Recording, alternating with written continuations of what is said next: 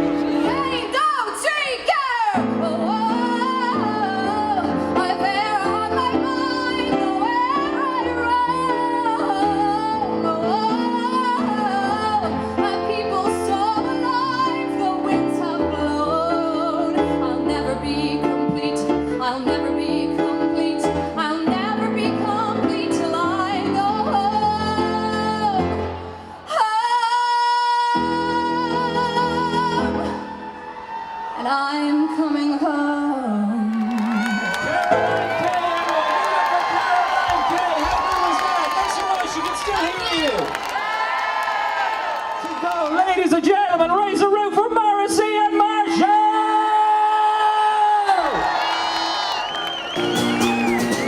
We sellotape to screens, and we do not speak with words. Now is that what it is to be alive? Oh no, oh no. Oh no,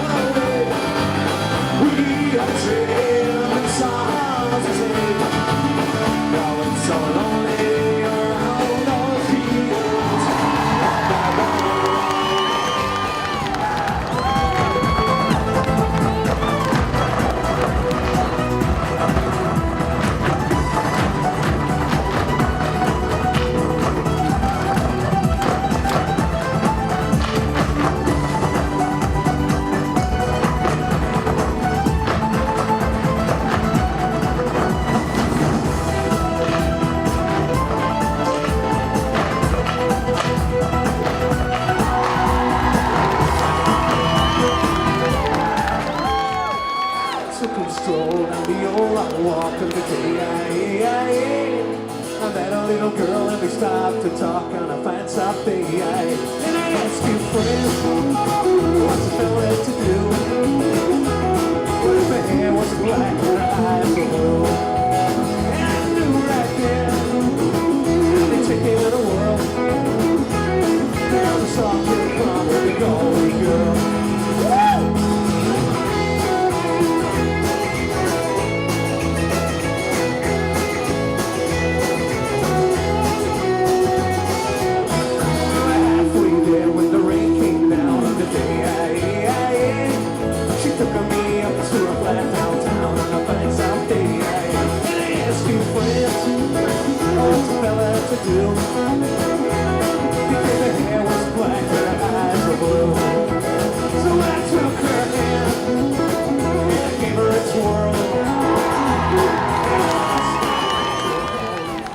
Well, what an amazing afternoon we had at this year's London St. Patrick's Day Parade, which seems to get better by the year. Next, we're off to Wembley to join members of the Brent Irish Advisory Service for their St. Patrick's Day celebrations.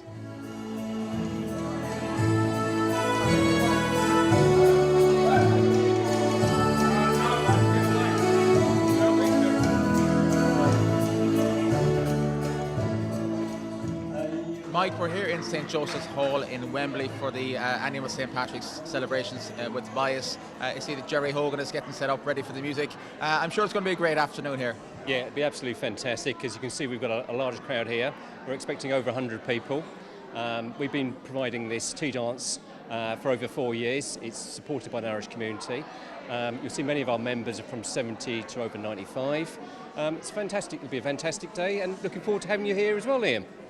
Tell us a little bit more about the Brent Irish Advisory Service. We've been going since 1978, supporting London's largest Irish community. Obviously, the needs of the Irish community have now changed, very much a Asian community. What we find is many of the people that we support are older, single pensioners. Many of the people that you see here today, Ian, are widowed and stuff, single women. So groups like this are really important for them to sort of continue to network, gain new friendships, get out of the house. Reduces isolation and depression. The Brent Irish Advisory Service, they provide some fantastic services here for Irish people. Marvellous. They're lovely. We look forward to every Thursday here. But unfortunately, this building is closing, so I'm hopefully that they'll get somewhere else for us. Kathleen, tell us about the hair. To celebrate St. Patrick's Day, you have to go all out. So I have. It's a great day for the Irish. It is. I was up in Trafalgar Square on Sunday, and you'll never see as many Irish people together in the one place on the one day. It was fantastic.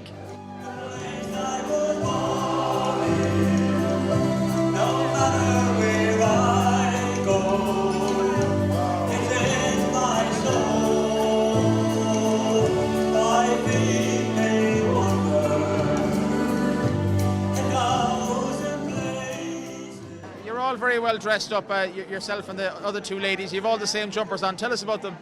Well, these two jumpers, my mum made them in County Limerick, yeah. So she made them a couple of years ago, so we bring them out every St. Patrick's Day, they come out, so we wear them going to the parades and whatever Irish things that are on, so. And the dances here every month are a great feature in your life, I presume?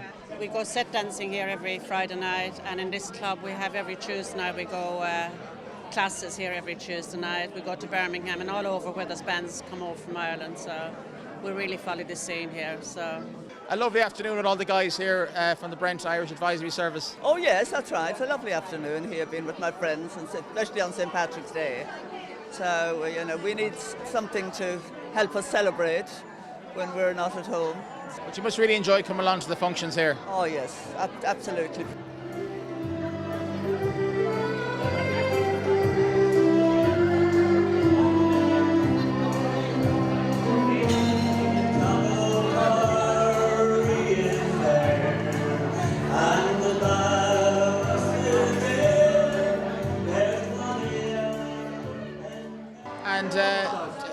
And tell us about some of the things you're involved with. Well, I was involved mostly at the early stages. I was doing a lot of washing up and cleaning, and then I was inside dancing with the people and singing with the people, and then telling jokes and having the crack, exercise. Then after that, the bus came along, the minibus came along by the Lord Mayor of Brent, and I decided to become a volunteer as that, and then I drove the minibus and the disabled people around the borough. If people want to get in touch, is there a website, phone number? Yeah, we've got obviously website www.biasbrent.co.uk. Telephone number is 0208 459 6655. My name is Mike, but any of the staff would be more than welcome to talk to you.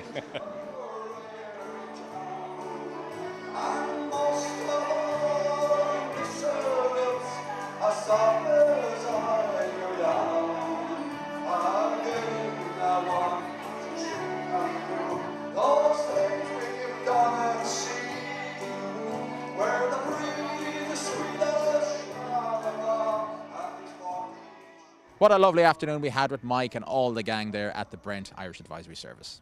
We're going to take a break right now, but do come back to us for the second half of the show.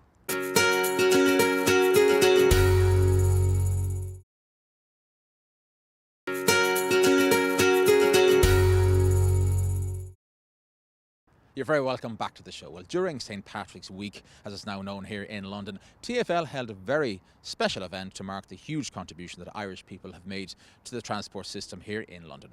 Minister Francis Fitzgerald was in attendance, and we went along to Moorgate Underground Station for this very special event.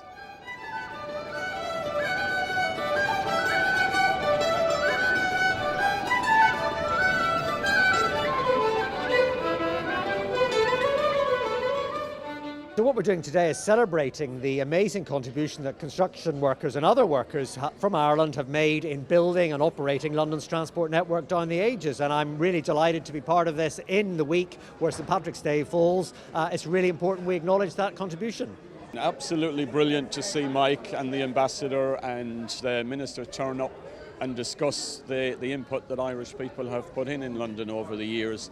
Sometimes we can easily forget that, and it's nice on the week that it is to actually remind ourselves of what's gone on and what's been done. The contribution of Irish people in London generally is huge, but particularly in the construction of the underground. And you know, that is a really important job right up until today, where we're building Crossrail, which will fully open in 2018 as the Elizabeth line. The contribution of construction workers continues. So right below ground where we're standing now, that work goes on. Jonathan, you're originally from Castledermot and you're working here for TfL. Tell us about your role.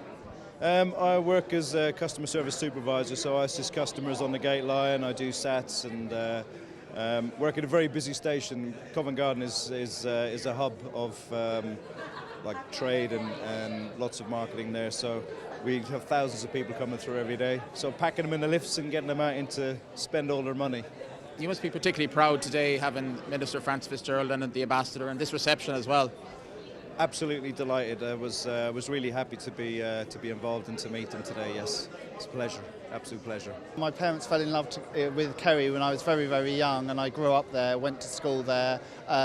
In Inch, looking over across the bay was the mountains and the beach, Inch Strand, which is beautiful, and I go back there all the time. And tell us about your role in TfL. So my role is when we have improvement work on upgrade work, we sometimes have to close sections of track at the weekend, and my job is to let people know that, how they can still make their journey, and get around closures. So I do that by posters, by customer emails, by leaflets, by station announcements. So it's just to tell people that if we inconvenience them with the closure for vital upgrade work, why we're doing it, when we're doing it.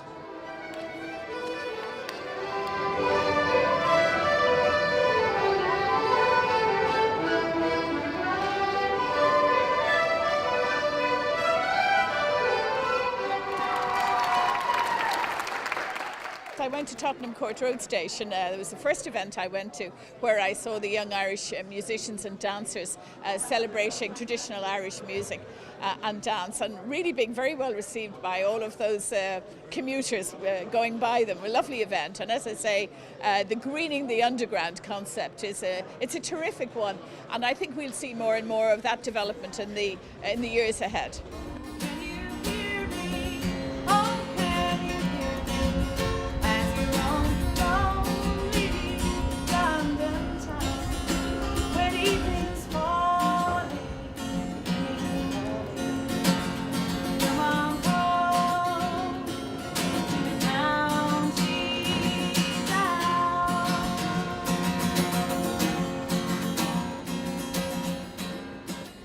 did a song by Tommy Sands. It's an emigration song about someone being working in London, and it's from the point of view of the person back home who's missing them.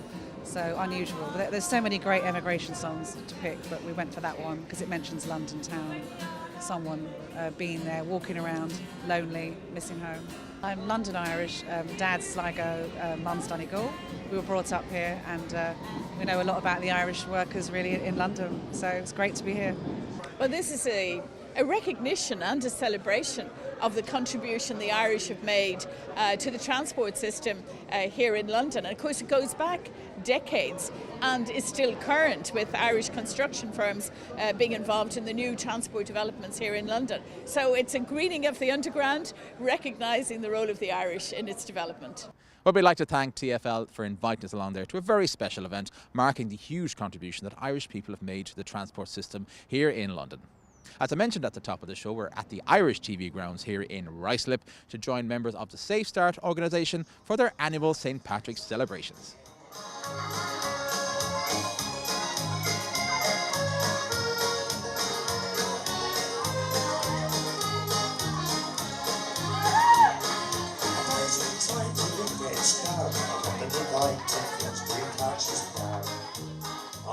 So Mahesh, tell us about today's event. Today's event, as you know, celebrates St Patrick's Day, although St Patrick's Day is obviously more like St Patrick's Week and all the functions that go on.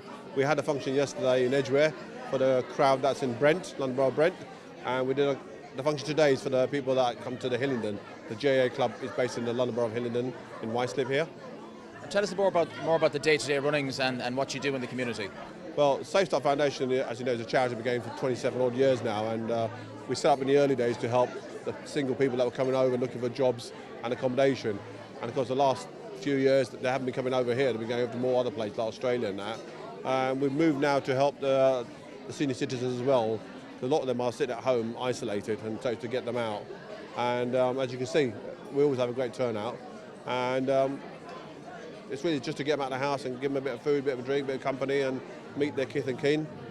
Just a socialisation exercise really.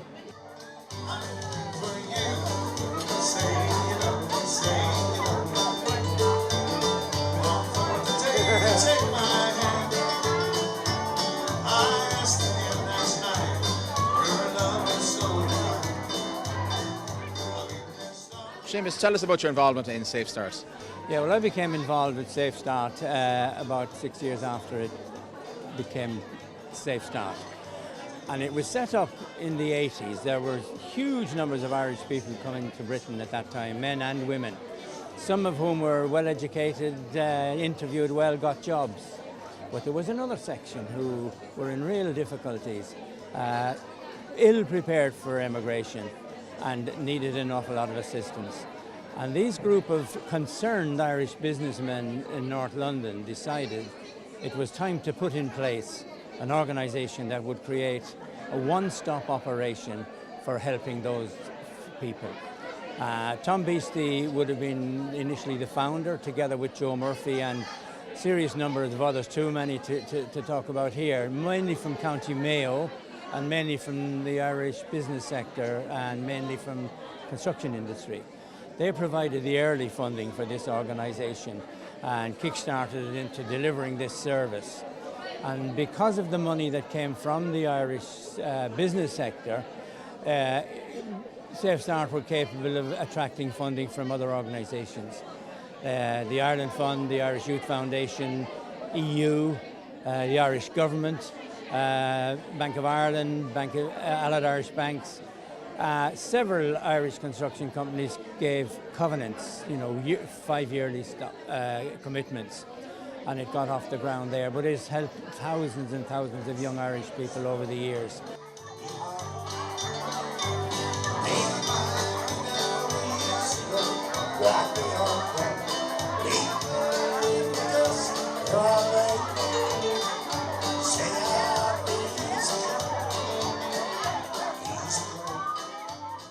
It's a very nice thing to see so many people from a community come together from different diverse backgrounds to enjoy themselves, and that's what the community is all about. It's not buildings, it's people.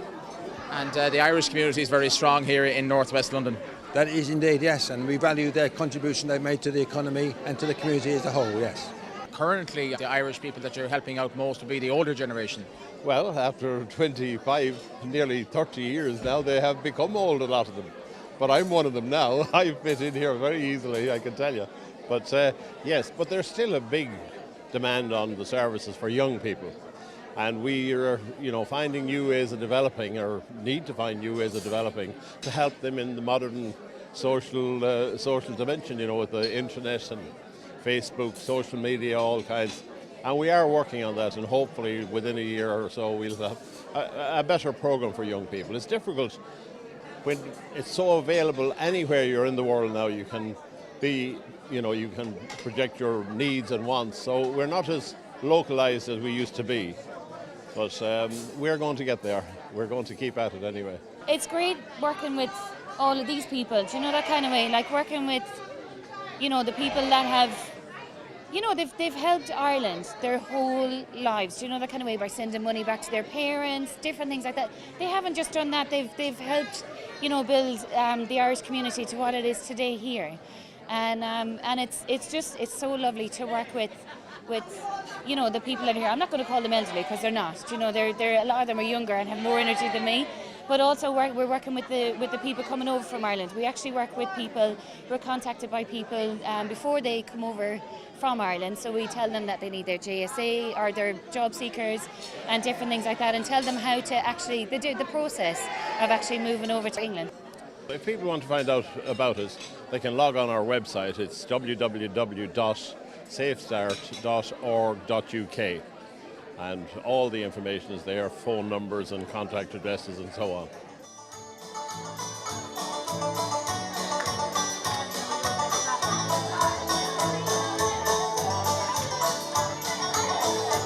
There's no children in the down streets.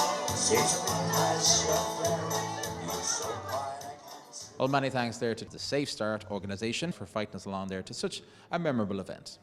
If you'd like to contact the show, send an email to ian@irishtv.ie, and you can also check us out on Facebook and on Twitter. Unfortunately, that's all the time we have right now, but do come back to us next week when we'll be out and about in the UK.